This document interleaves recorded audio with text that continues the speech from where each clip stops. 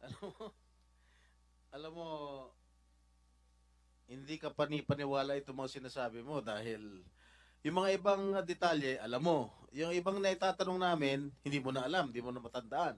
Ultimo yung gender nung confidential informant, whether babae o lalaki, hindi mo rin, ayaw mo rin sabihin.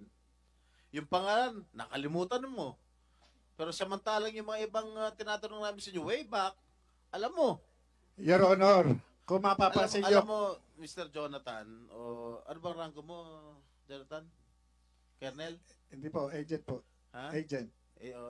Agent. For- Alam mo, Agent Jonathan, dito, we are ferreting out the truth.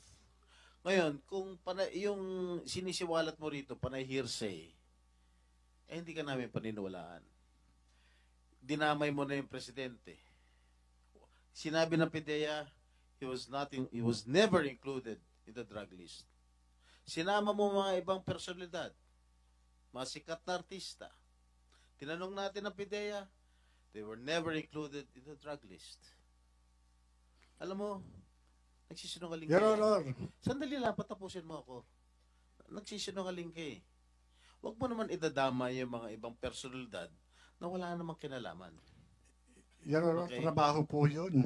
Trabaho Trabaho ako mo? po yung Sandali, nag-umpisa, sandali, tumanggap lang po sandali ako lang. ng information. Trabaho mo na maglagay ng pangalan sa dokumento na hindi naman sila involved. Your Honor, mali Ano ba? naman po yan. Mali naman po yan. Trabaho na, Your Honor. Sandali lang, trabaho mo ba na magsangkot ng ibang mga personalidad na wala namang kamalay-malay, na hindi naman involved sa illegal na droga? Trabaho mo ba 'yon? Your Honor, mali po yung sinasabi ninyo.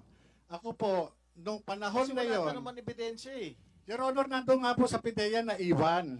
Naiwan. Sandali, Your Honor. tinatanong natin si PIDEA eh. Mismong si Pangulong Duterte, sinabi po niya yan, meron siyang impormasyon na yan. Bakit hindi natin ipatawag si Pangulong Duterte para, opo, Your Honor, Your Honor, Your Honor,